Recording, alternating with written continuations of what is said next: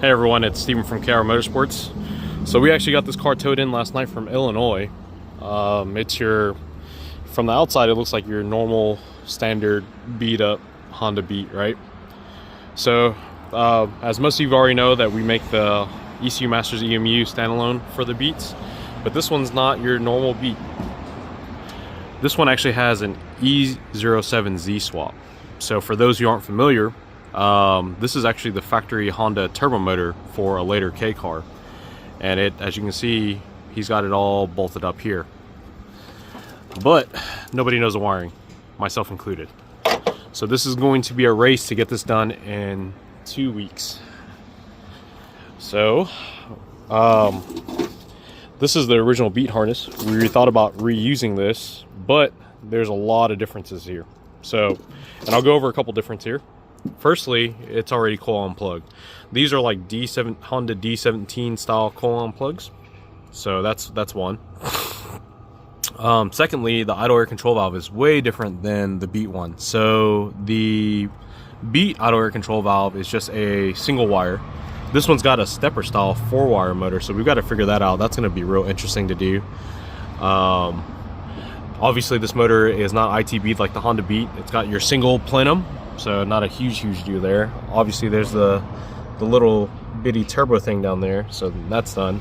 The really interesting thing that I thought about this though is that the connectors are the same as the Beat as far as ECU goes. If you guys know, this is like your standard OBD1 style harness, but the Beat one is integrated into the chassis harness. So the goal is just to get the car together, or the engine to crank, so we can check the trigger pattern and go from there. So hopefully we can get this done in 2.5 weeks and he can pick it up and take it home.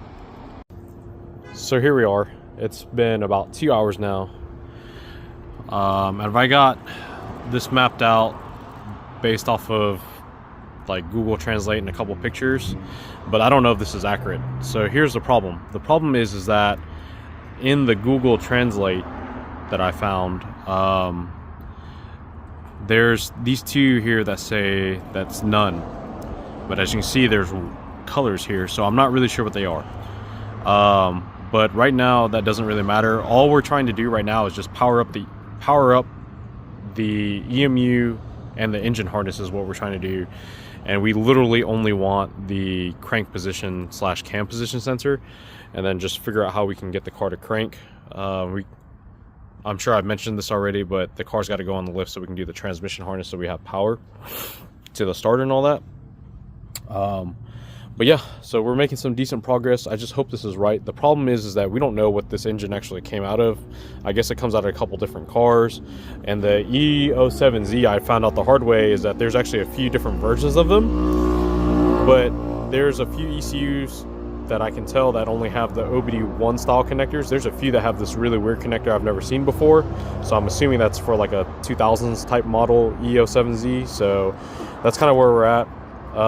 I can't find any of these connectors, so I don't know what these are going to for. So what we're going to have to do on these is we're basically going to just kind of use a continuity tester. We're going to do a continuity test to see where all these are going in comparison to here. Hopefully they just kind of bridge everything together, but again, not really too sure. There's a lot of redundant wire colors in here. So I'm hoping that this is like gauge cluster wiring maybe, but again, I'm not too sure. We've got this large white black wire. I'm not sure what that's going for, obviously, either. So we're making some decent progress there.